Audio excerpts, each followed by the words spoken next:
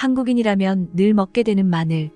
우리나라에서는 4대 채소 중 하나이며 각종 반찬을 만드는데 없어서는 안 될 정도로 중요한 식재료로 세계 10대 건강식품으로 선정된 식품 중에 하나입니다.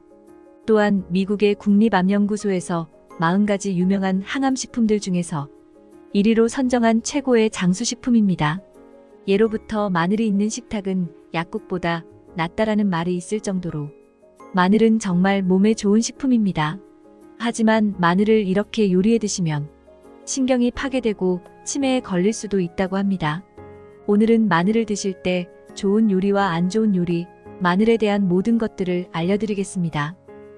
안녕하세요. 요즘 뜨고 있는 최신 건강 정보를 알려주는 건강 소식입니다. 특히 우리나라에서는 마늘 섭취량이 아주 많으며 굉장히 많은 요리에 마늘이 사용됩니다.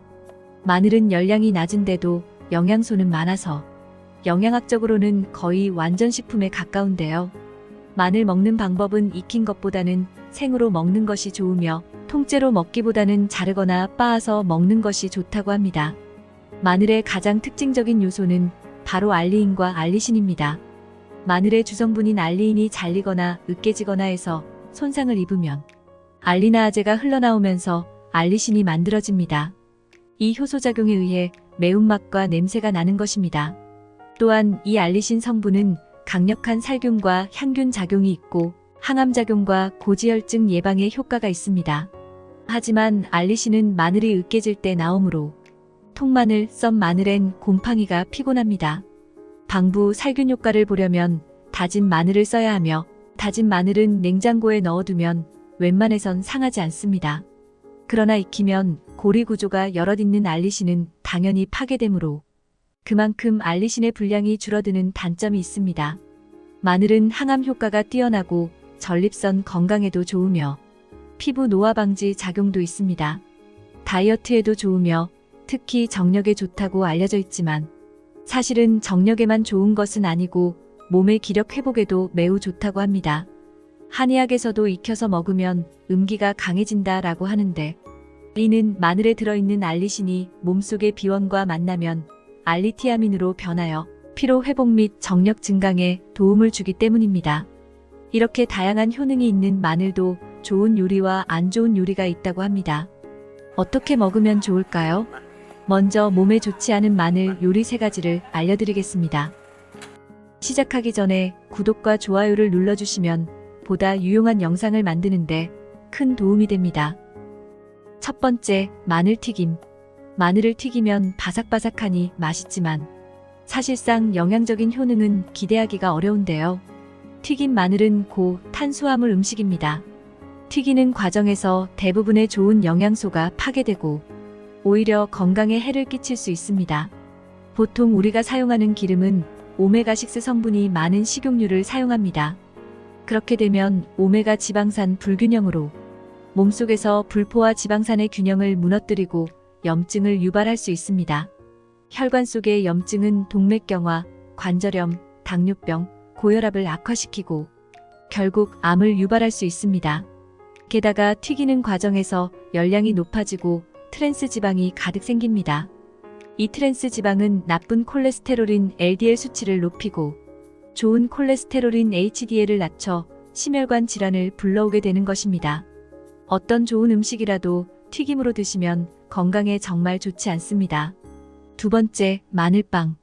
마늘 버터 소스를 가득 발라 먹는 빵은 맛은 좋지만 탄수화물을 많이 섭취하게 되어 좋은 방법이 아닙니다. 빵의 주 원료인 밀가루는 탄수화물 함량이 92%로 된 고탄수화물 식품인데다 당 지수가 매우 높습니다. 빵을 드시면 혈당이 빠르게 상승하고 체내에서 빠르게 흡수되어 지방으로 변화하기 쉬워 살이 잘 찌는 체질로 변하게 되는 것이죠. 게다가 이렇게 높은 당 지수는 인슐린을 과도하게 분비시키고 간으로 가기 때문에 결국 지방간을 일으킵니다. 사실 가장 큰 문제는 바로 중독성입니다. 밀가루에 함유된 글루텐이 몸속에 들어오면 장내 세균에 의해서 예소르핀이라는 중독성이 강한 성분이 만들어지는데요. 이 성분이 바로 밀가루의 중독을 유발하고 과다 섭취를 부르는 것입니다. 혈당이 높아진다고 당장 당뇨에 걸리고 치매에 걸리는 것은 아닙니다. 계속 쌓이면 좋지 않으니 미리 예방하는 게 좋습니다. 빵과 밀가루를 줄이시면 만성염증과 치매를 예방할 수 있습니다. 세 번째, 마늘장아찌. 건강을 위해서 마늘장아찌, 마늘 초절임, 마늘 발효액을 챙겨 드시는 분들이 많으신데요. 마늘의 이 알리신이라는 성분은 생마늘로 섭취해야지 가장 좋다고 합니다. 하지만 마늘장아찌로 요리해 드시게 되면 알리신의 효능이 20% 미만으로 감소한다고 합니다. 장아찌를 만들기 위해서는 많은 양의 설탕이 들어간다는 것이 문제입니다. 생각보다 마늘의 당도는 굉장히 높은데요. 여기에 설탕을 가득 넣어 만든 장아찌를 드시면 어떻게 될까요? 과도한 설탕의 섭취는 비만을 부르고 인슐린 저항성을 높이게 되는데요. 결국 혈액 속을 끈적한 중성지방으로 가득 차게 합니다. 마늘을 먹어 혈액을 정화하려는 노력과는 반대 효과가 나타날 수 있습니다. 또한 설탕 섭취는 당뇨만 부르는 것이 아니라 뇌의 크기 자체를 줄이는데요. 높은 혈당 수치는 기억력의 중추인 해마를 위축시키고 크기를 줄이게 됩니다. 결국 단맛에 익숙해지는 것은 매일 신경세포를 파괴하고 치매를 부르는 최악의 습관이 됩니다. 그렇다면 마늘은 어떻게 먹는 것이 좋을까요? 생으로 먹지 않으면서도 마늘의 항암 효과를 유지할 수 있는 방법을 알려드리겠습니다. 바로 요리하기 10분 전에 마늘을 으깨거나 잘게 자르면 된다고 합니다. 마늘을 으깨거나 잘게 자르면 알리신 성분이 나오게 되는데 10분을 기다리게 되면 마늘의 항암 성분이 유지된다고 합니다. 이러한 과정이 없이 직접 가열하면 마늘의 항암 효과가 전혀 없어지게 됩니다. 이번에는 몸에 좋은 마늘 요리 3가지를 알려드리겠습니다. 첫 번째, 쌈채소. 생으로 먹어야 항암 효과가 가장 좋은데 매운맛으로 인해 많이 먹기가 쉽지 않습니다. 마늘의 알싸한 매운맛을 내는 알리신 성분은 암 예방은 물론 치매 예방과 치료에 정말 좋습니다. 우리 몸속의 신경세포를 재생시키는 역할을 하기 때문인데요. 뇌출혈, 뇌졸중과 같은 질환과 퇴행성 신경질환에 매우 효과적이고 항산화 작용은 물론 면역력을 강화시켜주고 피로회복에도 좋습니다. 이렇게 마늘의 매운맛은 건강에 정말 좋지만 딱 하나의 단점이 있습니다. 바로 매운맛이 위장을 자극하여 속을 쓰리게 한다는 것인데요. 이때 마늘을 다른 쌈 채소들과 함께 챙겨 드시면 최고의 찰떡궁합입니다.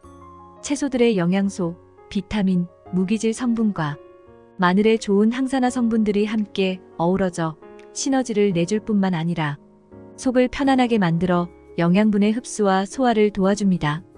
그러니 앞으로는 꼭 마늘을 쌈채소들과 함께 챙겨 드시길 바랍니다.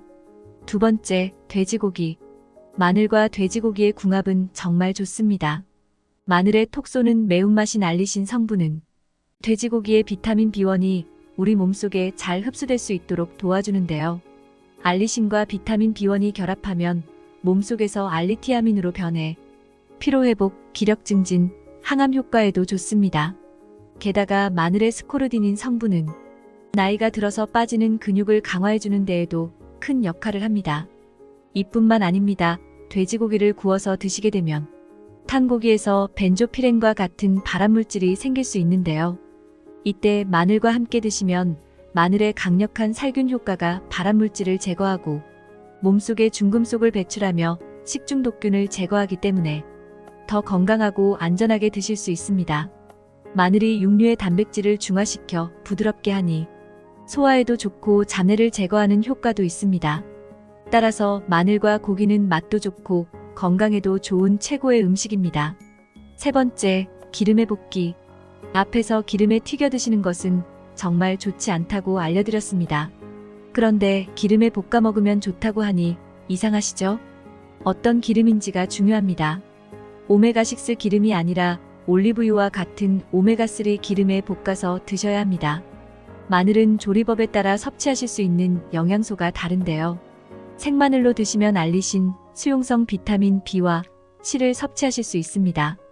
반면 열을 가하여 살짝 볶아주시면 노화를 방지하는 항산화 물질이 활성화되면서 폴리페놀, 폴라보노이드의 함량이 크게 증가합니다. 이때 올리브유처럼 오메가3 불포화 지방산이 가득한 기름에 볶아주시면 더 좋은 시너지 효과가 됩니다. 혈액 속의 혈전과 몸속의 염증을 녹이고 기억력과 뇌 건강이 좋아져 치매 예방에 도움이 됩니다. 마지막으로 마늘의 보관 방법에 대해 알려드리겠습니다. 통마늘. 통마늘은 냉장이 아닌 상온에 보관하는 게 좋습니다. 양파망 등에 넣어 햇빛이 비치지 않고 통풍이 잘 되는 장소에 보관해주세요. 마늘은 추위에는 강한 편이지만 습기가 많은 곳에서는 곰팡이가 필 수 있으니 주의하셔야 합니다. 깐마늘. 냉장고에 밀봉시켜 보관하는 것이 좋습니다. 알리신이 균을 억제한다고 그냥 냉장고에 넣어두면 곰팡이가 생길 수 있습니다. 습기가 적도록 보관하기 위해 밀폐용기 밑에 소금이나 설탕을 1cm 정도 깔고 그 위에 키친타올을 깔고 마늘을 냉장 보관하면 꽤 오래 보관할 수 있습니다. 또한 마늘 꼭지를 미리 잘라 손질해서 보관해두면 필요한 때에 필요한 양만큼 꺼내서 물에 한번 헹군 다음에 사용하면 편리합니다. 다진 마늘.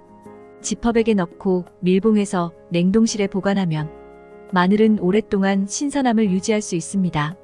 그때그때 필요한 양만 조금씩 꺼내서 사용하면 편리합니다. 다만 다진 마늘을 오래 보관하면 다지지 않은 마늘보다 신선도가 빨리 떨어진다는 점을 염두에 두세요.